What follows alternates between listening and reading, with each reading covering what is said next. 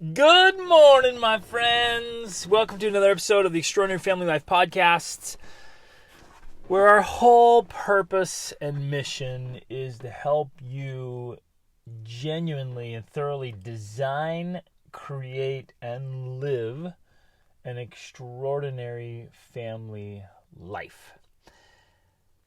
So today is going to have a primary focus on your marriage, but the principles are true for every part of your life and every part of your family life especially. A very well-known, even quite famous couple who seem to have a good marriage just publicly announced their divorce. Boom! Just a shock. Oh, it's horrible. And I get to do marriage coaching every week. I do some marriage coaching, so kind of mixed in with the one-on-one coaching I do and the group coaching we're doing. I get to specifically address marriage with couples, and it's whether some they're just like, hey, I want to level up, make it great, or some are saying, yeah, we're really hurting. And here's the greatest takeaway, my friends. This is why good marriages fail, and it's the same reason why good people fail and good families fail. Whenever we leave anything to chance, the best result we can hope for is mediocrity. But most likely it'll end in some kind of failure or disaster or real problem and a lot of suffering that comes with it. I've been doing, just recently, was doing some marriage coaching and things have gotten really, really bad. In fact, 2 instances this week where they were just ready to end it, walk away. And I get it. I understand. And these are, in none of these situations are like bad people, right? Or, people with no hope, no chance. With even horrible things. And we don't know, like with that famous couple, we don't know what's going on behind the scenes. Sometimes it is adultery. Sometimes more often than not, it's an addiction. Some kind of ugly behavior that's just perpetuating. And, it might be a pornography addiction, an alcohol addiction. This is in any marriage. Or screen addiction, or a over-the-counter drug addiction, or like a pharmaceutical addiction. It might be just they let themselves go. And here's the thing, okay? And this is the ticket right here. This matters so much. When we leave it to chance, we can only hope for mediocrity at best, but usually disaster and suffering. Now, here's the thing. Some of you, big warning right now. Some of you have been like, maybe thinking right now, like, oh, well, good. I'm not leaving mine a chance. And I want to, with love as your coach, say, yep, you are. I'm calling you out. There are extremely few individuals. I worked with people all over the world. I literally get to coach people every single day. And I've worked with people all over. It is extremely rare that people are as intentional and deliberate as they need to be. And that's where the greatest danger is. We think that we're not leaving it to chance. We think we're doing enough. But that is why good marriages fail. I'm sitting here like pounding my fist on my legs, you guys. Come on! I'm getting so fired up about this because it's so sad.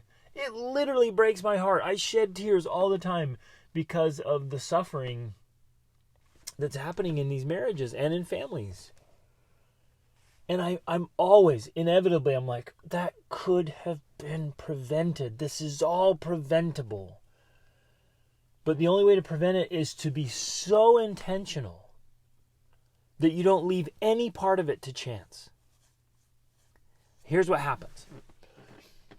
And this is where, there's a lot of marriages that end in divorce early on, is like people trying to figure out how to live with each other. And that's a challenge, right? You're trying to work through that. And a lot of them will be like, oh man, this is not working in the end.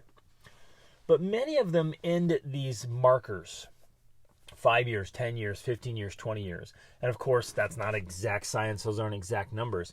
But there's these kind of benchmarks you hit, or these areas where you just you've gotten used to each other, you've gotten used to a rhythm, and you change, you shift. People like change, they transform, they grow, they have different. We go through, literally, we're just going through the phases of life, right?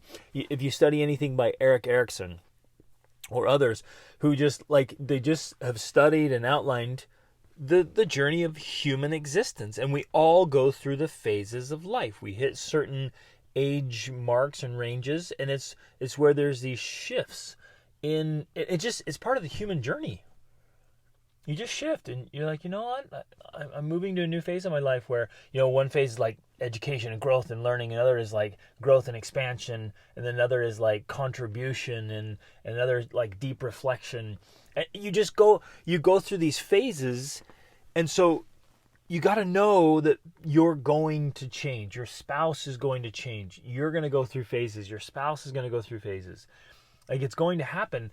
But extremely few people are deliberate enough, scheduled enough, planned enough, strategic enough to keep a good marriage good. And like you've heard me say many times, good is not good enough. Great is not good enough, because extraordinary is possible. Extraordinary is absolutely possible. And so if it is possible, then good is not good enough, nor is great. And that's the other reason why good marriages fail, is because people say, well, it's good. Our marriage is good. And it's good enough. And they may not even use those exact words. They might say, oh, it's good enough. But they have a good enough attitude. They're like, no, things are good. And so they don't worry about it. They don't plan for it. They don't make it happen. And again, I just have to reiterate this.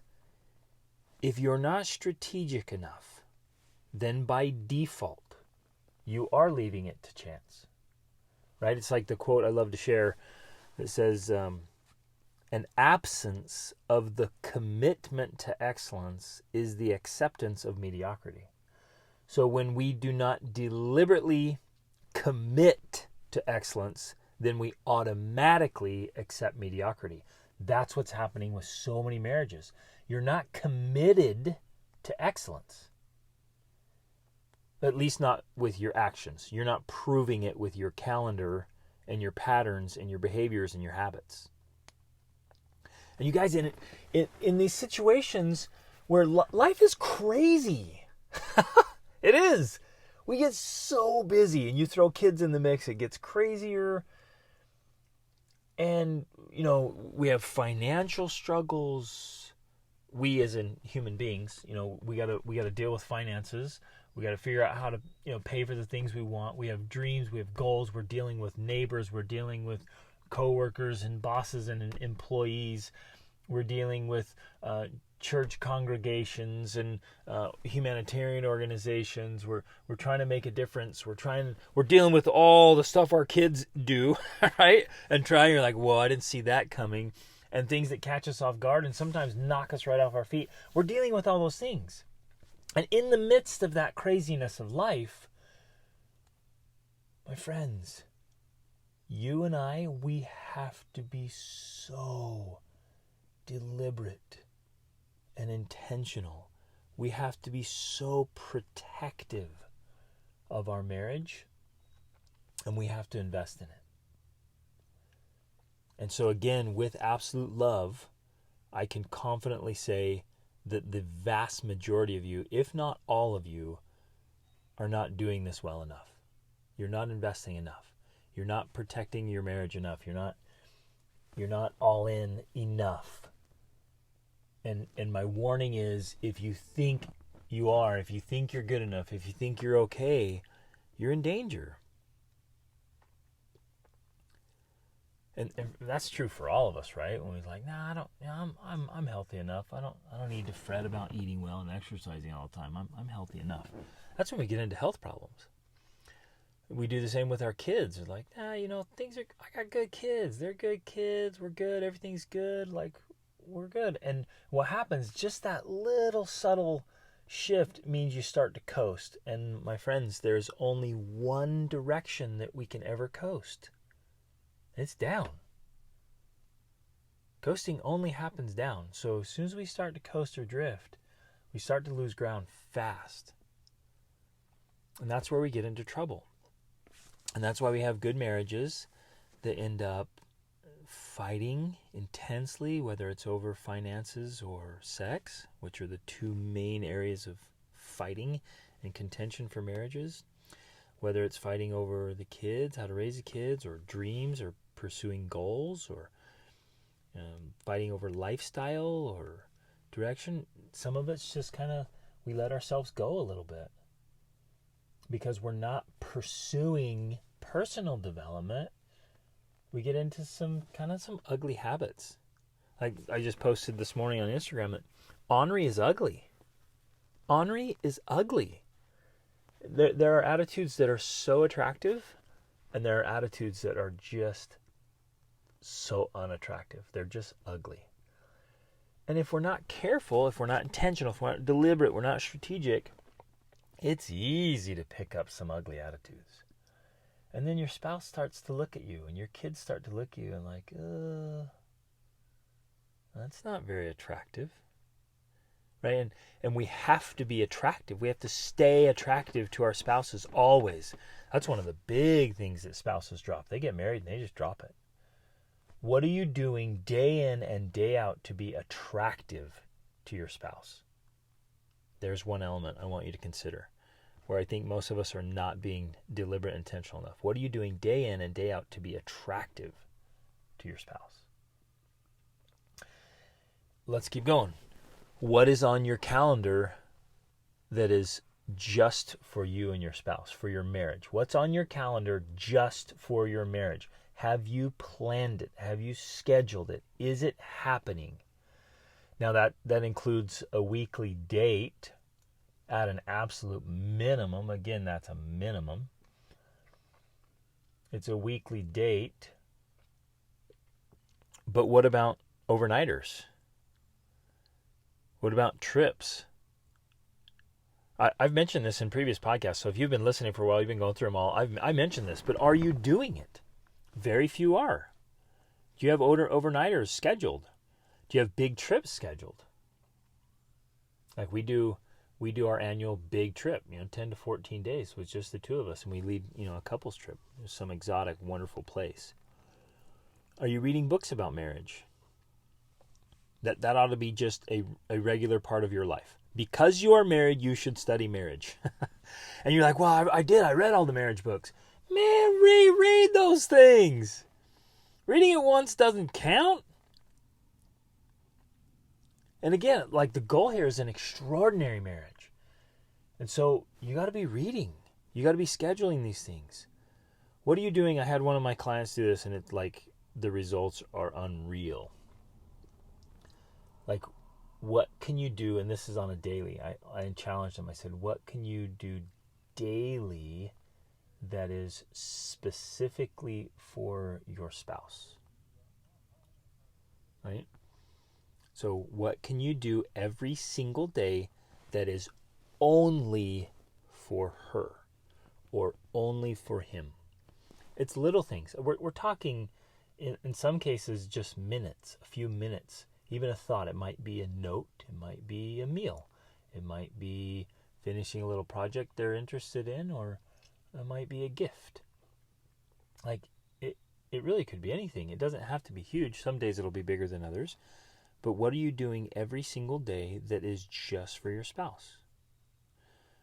What are you doing to really connect on a consistent basis? It is amazing how many couples tell me, I just want to talk. I just want my spouse to open up and share things with me. I just want to connect through conversation. I hear that all the time. They just want to connect. Especially I hear that from women. Men want to connect physically. Because it's a huge it's a huge emotional thing too. Like intimacy, physical intimacy for men is unbelievably huge emotionally. That's a really connect emotionally, but it is very physical. So they're drawn to the physical for that emotional connection. But many women want to connect emotionally first through talking. They want to have these open conversations.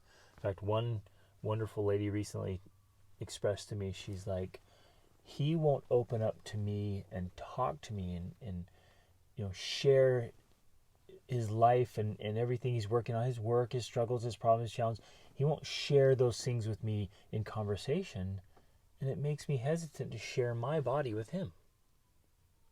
Right? That's a reality right there that I've heard many times. Are you connecting in conversation? And not the transactional stuff. You guys have heard me talk about the difference between transactional and transformational, right? Transactional is you just go through the motions. So you talk about the chores, you talk about the to-do list, you talk about the kids, you talk about the finances, you talk about the house, you talk about the errands, you talk about the things that need to get done. But when are you just talking? Just connecting? When are you doing that? When are you creating memories together? Do you have things you do together? Walking, hiking, biking, art, dance, travel? Like, do you have something outside of the transactional that you do together? You should. If you're not doing this, I mean, all these things I'm mentioning, my friends, I'm like, literally, if you're not doing this, then you're leaving it to chance. And again, I'm just going to keep reiterating this. Whatever you leave to chance, you can expect mediocrity at best. So I'm with love here and warning, calling you out. All these good marriages, well, that's the wrong way to say it.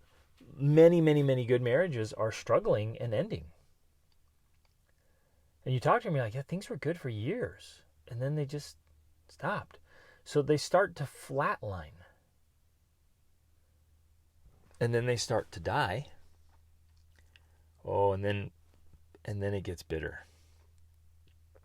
And start the criticism, the cynicism, the pointing, the blaming, the accusing, the attacking.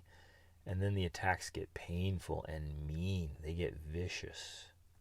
And I've seen every step of this process, and I get to hear about it, where they get angry, they get upset, they feel misunderstood, they feel neglected, they start saying really mean things, often things they don't mean, but they're shooting for triggers and buttons to push, and it gets vicious.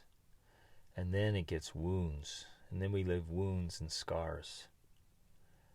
And sometimes it's hard to recover from those, if not impossible. You with me? Like, this is such a big deal. And again, extremely few people are doing this well enough. They're leaving too much of it to chance. Are you acknowledging the good? Well, let's back up. Are you looking for the good in your spouse? It's easy after you've been together for a long time to start noticing the things you don't like. And nitpicking, and either you say it out verbally and you just become this nag, right? So here's this pattern I see a lot. You notice something about your spouse and it bothers you, and so you nag. And so that's his pattern. So notice, bothered, nag, notice, bothered, nag. And on the other side, they're like, oh, just constantly nagging and doing this, and everything I do bothers you. And then it just starts to become this bitter cycle, right?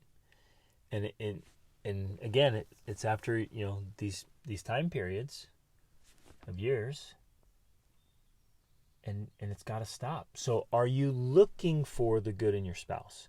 Do you praise the good in your spouse? Like, are you honoring that? What is it you admire about your spouse? What is it you honor? What is it you're grateful for? What is it you love? Do you deliberately, and I would say on a daily basis, just spend a moment stirring up love? A lot of us just let our feelings go bleh. They go numb, they go dull, they flatline. Because you become like roommates. You're like, We've been together forever. Right? And you stop caring. And again, like this goes both sides, both ways, right? If I let myself go and I'm not taking care of myself, I'm not being healthy, I'm not being classy, I'm not being refined, I'm just bleh. I just kind of let my worst behaviors come out. If I don't hold myself to a high standard, then it's easy for Rachel to look at me and be like, man, come on, why are you being a schmuck? Right? And it's hard to stir up love if I'm behaving poorly. But then even if you are, you're good. Do you intentionally, deliberately stir up love? Because you guys, love is a choice. We are not victims of our emotions. We are not victims of our emotions. Love is not something you fall into and fall out of. Right? Our feelings come from our thoughts. Our thoughts are these sentences that are optional sentences that we attach meaning to. Choose your love and love your choice. Oh man, we can go on and on, right? This is why Rachel and I created How to Create an Extraordinary Marriage course. That's why we created this, because we saw, one, for ourselves, we knew the elements that we had to be deliberate about in order to have an extraordinary marriage. And so we wrote about it and read about it and wrote about it and read about it, shared it with others. For years and years and years, all over the world, people would ask. They need help. They'd come to us, oh, I'm struggling with marriage, struggling with this. Or they'd notice something about us. How do you guys do that? How do you keep happy? How do you love each other? How do you stay in love? How do you make this happen? And this has been such a huge deal for me since I was little, because my parents got divorced around the time I was born. And then stepdads came and went. So I saw marriage and divorce patterns. And I never wanted any of that. Like I ended up out on my own at 16 because of that pattern. And so I wanted to be so intentional and deliberate about not allowing it to happen to me. So we created the How to Create an Extraordinary Marriage course. And we go through, comb through detailedly, I think I just made that word up. We go through in detail, thoroughly, all about your mindset. Like the first module is all about your mind. Making sure the way you think about yourself, the way you think about your spouse, and the way you think about marriage, and the way you think about life, and the way you think about family is all healthy, because it'll start there. If it's off, if you start getting some disconnects in there, like I'm seeing in a lot of marriages with couples I'm working with right now, if it's off, oh man, watch out. There's a lot of hurt coming, because it'll lead to negative feelings, which lead to negative actions, to negative patterns and habits, and then it's a cycle of destruction and misery. And so then we talk about emotions. Module 2 is all about your feelings, your emotions. How you feel about yourself, how you feel about your spouse, how you feel about your marriage, how you feel about your family, how you feel about your life. And you all know this. When you feel crappy, oh man, it affects every part of your life. And then we talk about trust. We talk about habits. We go through all these habits and patterns that we slip into. And how these little habits and patterns over years, like we were talking about with marriage, you've been married 5 years, 10 years, 15 years, 20 years. Those little habits get ingrained and they become ruts. Or if they're good habits, they become ingrained and they become tracks that keep you moving in the direction, right? So you can have speed or you can be stuck. And those habits matter so much. And then we talk about lifestyle. Some of you are just bored out of your minds. You become extremely transactional, whether it's 5 years, 10 years, 15 years, 20. And again, those aren't exact numbers, right? It might be 12, it might be 16, it might be 18, it might be 7. You get stuck in these lifestyle ruts, and you're bored out of your mind. You're unfulfilled. Both sides, man or woman. Or it's just blah, and so it feels blah. And if your lifestyle for you individually, for yourself for your couple, for your marriage, right, and for your family, if your lifestyle is blah, then your marriage is gonna be blah. Life blah. You're all gonna just blah. This is all blah, right? That's lame. That's no way to live. And so you have to have that lifestyle piece. You have to be strategic. Too many of you are leaving that to chance. You're leaving your mindset to chance. You're leaving your emotions to chance. You're just allowing them to happen to you without being really intentional and calculated monitoring, guarding your thoughts and feelings, generating those feelings, not just playing the victim to them, not just letting them happen. And trust, like making and keeping commitments, and habits and patterns. You're just kind of letting the habits happen. Please don't do that. Do not let the habits happen. And then lifestyle, you're just kind of letting that, well, what are we going to do? I have to go to this job. I hate this job. I have to pay the bills. This is a dumb neighborhood I don't want to be in. If you're living somewhere you don't want to live, man, just evaluate that and say, let's mix things up. Let's go somewhere we want to go. Have a big dream. That's marriages that are extraordinary are marriages that have big dreams and they're chasing them.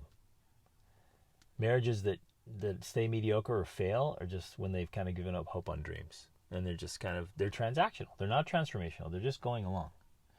And then the last module is all about sex. Good sex is an absolutely essential part of an extraordinary marriage. It has to be. It's just a part, but it is an extremely important part. And it needs to be understood. It is getting so distorted and so corrupted because of pornography addictions. And it's just a huge problem. It literally rewires the brain and distorts all the imagery and those things. It's a huge problem. Health problems get in the way of that. And mindset, emotions, lifestyle, habits, it all gets in the way of that. And it's a big piece. And so it's causing a massive problem for so many good couples. And so we go through that whole module. So, like, you guys, I can with total confidence recommend that course. If you don't have it yet, please get it. Just go to our websites. You can get it at courses.extraordinaryfamilylife.com. You can get it at gregdenning.com. Go get that course. It's one of the best investments you'll ever make. And then go through it. Go through it together. Go through it individually. And then if you already have it, and if you get it, like, repeat it. Go through it regularly. It's something you should review every year. And you ought to be, and the fact you're listening to this podcast, fantastic. Well done. Way to go. And share this. Share this message. Please share this message. Everyone who's married needs to have this reminder that if good marriages will fail when they're just left to chance, and the vast majority of people, aware of it or not, are leaving their marriages to chance. Because, well, for the most part, they don't know how to be more deliberate and intentional and strategic, to set up systems and plans and schedules. Oh, my friends, marriage is so wonderful and so important and so beautiful. Or it's so painful and so miserable and it's dead and it just gets flat and you feel like roommates. Or then you become enemies, which is even worse. And I want to invite you, and you can. This is totally possible for all of you. Even if you're the only one that starts working on it, you can do this. You can bring the tide, like I like to say. You can bring the tide and raise all the boats in your family, including your marriage, if you're the only one working on it. But we have to be involved in personal development and marriage development and family development. But you can bring back the spark and the romance that you had when you were first dating and engaged and first married. That giddy, loving feeling again. Where you're just passionately excited. There's spark, there's romance, you're best friends, you're connecting. You're connecting mentally, you're connecting emotionally, you're connecting socially, you're connecting spiritually, you're connecting physically. This is possible. And I want to challenge you to do that. I want to invite you to do that. I want to warn you that you have to do it. Good marriages will fail if they're left to chance. So, my friends, let's be more strategic, right? Because awesome is always an option. It's always an option. And every day it comes down to our training, like how we're training ourselves, how we're training our spouse, how we're training our marriage together, we're training our family lives. And we've got to make that happen. With your marriage, you will not rise to your hopes and expectations. You will live and fall back to the level of training, what you're putting in day in and day out. So when something hits, whether it's a financial crisis or a faith crisis, when something hits, your marriage will fall to the level of the training. So let's be more strategic. Let's build absolutely extraordinary marriages where we wake up every day. Imagine this. Imagine waking up every day totally in love with your spouse and going to bed every night just so grateful, so honored, so blessed, so in love, and ready for another exciting day. It's possible, my friends. Let's make it happen. It won't happen by default. It won't happen by accident. It won't happen by itself. We've got to make it happen. So let's invest. Love you guys. Reach upward.